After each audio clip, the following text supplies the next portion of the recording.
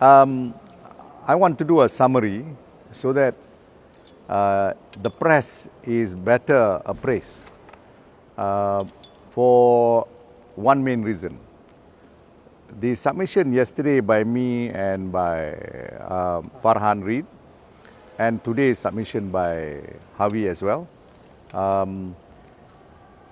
Many of them are quite technical, but they are extremely very substantive.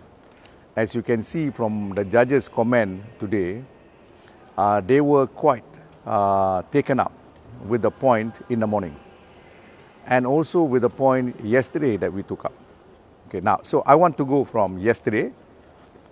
Now, you remember I said that the Section 23 charge under the MACA, the abuse of power and corruption charge, I said it is defective, it is illegal.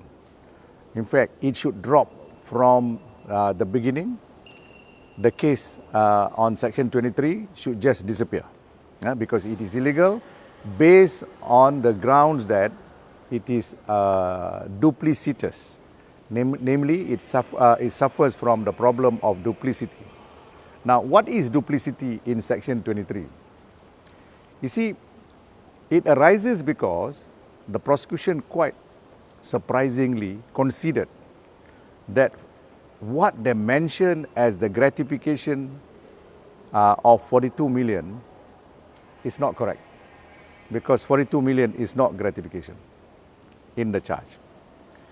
But when you read that charge, although they say it is Section 23, it exposes two offences in one. So Section 23 shows there are two offences. 42 million, because it cannot be part of Section 23, it is actually a charge for simple bribery of a public officer. Yeah? That means a public officer accepted bribery of 42 million in order to do SRC a favour, namely to sit in the two cabinet meeting and to get the government, or rather the cabinet, to approve the government guarantee. So for that favour, 42 million is the gratification. Although that is not the charge, they seem to do a shadow play, namely within the Section 23 charge, that bribery charge seems to come out. It exposes a bribery charge as well. And as I've said, this becomes more important, more prominent, because they now concede the 42 million is not the gratification under Section 23. Because 42 million is a gratification for a simple bribery. Okay? Now I'll explain to you how it works. Under Section 23 is abuse of power corruptly. Yeah? It simply should be this, that you, on such and such a date, you have to choose one of the cabinet meeting that you presided over the cabinet as MOF, because as Prime Minister, he has no interest in SRC because SRC is under MOF. But they put him on so many hats. You remember? They say as a Prime Minister as well as MOF.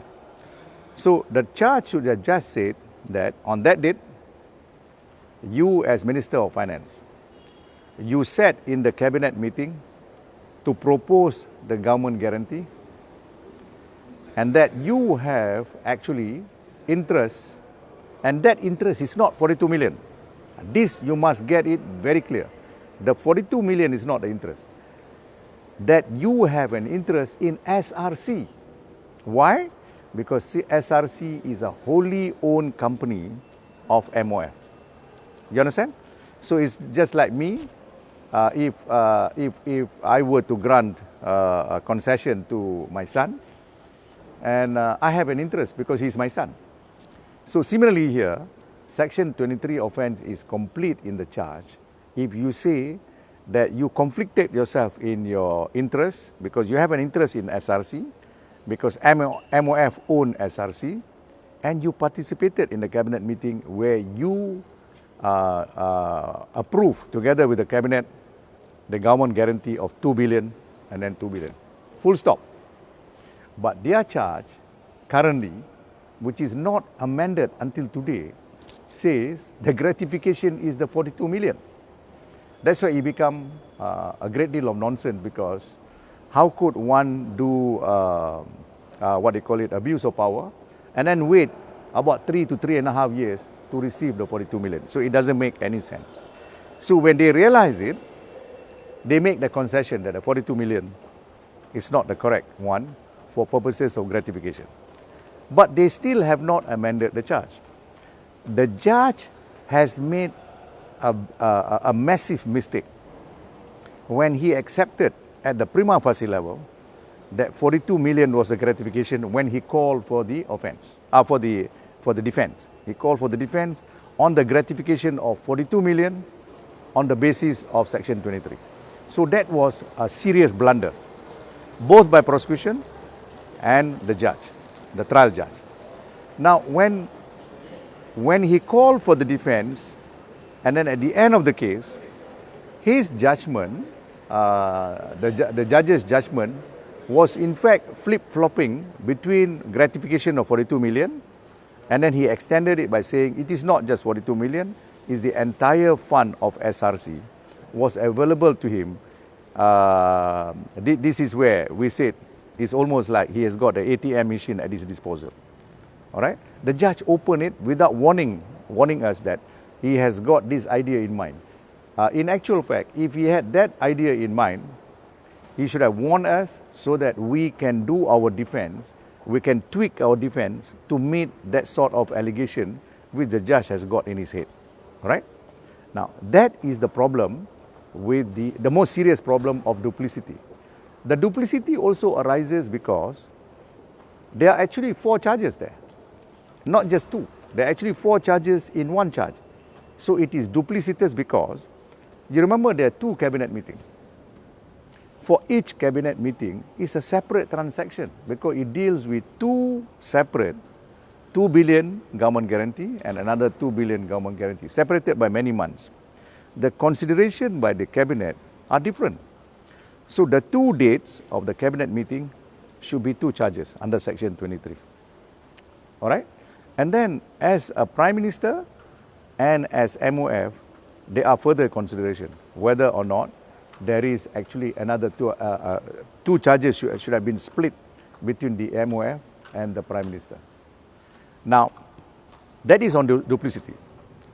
But the most interesting one, I think the judges were very, very interested, apart from the duplicity or between simple bribery of a public officer and abuse of power of the minister, the judges were also interested in this. Namely, under Section 23, we have Section 23 subsection 4, which says this. It is a defense, which says if a person is a representative of a public body, first public body, and he is a representative of the first public body because he represents the second public body. Now, the first public body would be MOF or MOF Inc., all right? Not SRC, yeah? Very, very important. So that's the first public body. So he represents the government of Malaysia.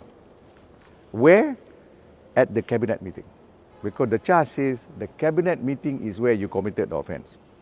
So 23.4 says, if you act as a representative of one body for purposes of the benefit of the second body, which is the government of Malaysia, and you do not have, you are not in conflict of interest. Because your position there is an official position. You do not have a personal interest. So when Datuk Sri Najib sat there as MOF, he doesn't have interest as Najib Razak. He has interest there as MOF because it is only through MOF that the ownership of SRC becomes 100%. It is not his money, it is not his shares. So 23.4 say, if he participated in that kind of meeting as that kind of representative, it is a full defense. It's a full defense, okay? Now, we notice in this morning argument that when we come to the second issue, which also the judges were very interested. In fact, I think they spent yesterday and today altogether 2 hours in exchange of question and answer with me. Today, we dealt with the issue of what they call it, shadow director. But before I deal with the shadow director, which is very critical, the judge, with respect to 23(4) said he has to consider Datuk Sri Najib as a person within SRC. But because Datuk Sri Najib is not within SRC, 23(4) doesn't apply. So that is a total blunder of interpretation of section 23(4), because 23(4) must relate to the charge. The charge says you committed the offence because you are MOF, you are the Prime Minister, not because you are such and such in SRC. So when the judge says he has to be in the SRC in order to get the defence of 23(4), he's completely off the mark. Not just by a miss, he missed the mark by a mile. Okay, he's totally wrong. Now on the 402A interpretation, 402A is the penal code. For the first time, I think this is the first case they interpret about whether the role of a shadow director is important when we deal with agency and entrustment issue in the CBT charge. My argument today, never taken before, namely 402A is not a shadow director situation. That's why the word shadow director is not mentioned. And I compared the provision to England. In England, in their Companies Act, Insolvency Act and some others, when they are talking about shadow director, they define it and they say shadow director means such and such. Okay? Therefore, I said the judge was wrong when he mixed the shadow director concept of the common law and 402A, which he thought was also a shadow director, but differently worded under the penal code. He was wrong, totally wrong, because 402A, as I've said, is not a shadow director. 402A is a person who is an insider. That means he has to be in the company. Whereas shadow director, normally, in fact, almost all the time, is a person external to the company. Okay, but he controlled the company because he is able to control the directors. So I said, because he is not an insider, the judge found him to be not an insider. The judge could not have applied 402A against him. This, I think the judges are very, very attracted to the idea, because it is the first time that we have argued that 402A is not a shadow director concept. Okay, that's very, very critical. Now, if he's not a shadow director, you remember the judge asked Datuk Sidambaram, if he's not a shadow director, that means he's not a director, do you agree with me the entire CBT charge will drop? Sidambaram said yes. So today, when we said that he could not be under 402A, because the concept of shadow director doesn't apply to him at all, I think the judges are quite keen on this idea. In fact, just now they repeated it when Harvey was submitting. They said, look, we heard a very substantive point this morning. We want you to deal it like that. Okay? Now, for purposes of 402A, as I've said, he has to be an insider. Datuk Sri Najib is not an insider. Okay? That's quite clear. Now, thus far, have you got any question before I move on to something else? So far, you have any question? Okay, no. What is the third point? That's it, isn't it? Now, you will see that we did not deal much with AMLA. Why? Because AMLA is so dependent on the two predicate officers, namely the Section 23, abuse of power, corruption, and the CBT. So if these two are knocked off, that's the end of the case. Even AMLA will drop automatically. So we feel that it is a very extremely powerful point In fact, Dato' Sitam said that they never look at the point of duplicity.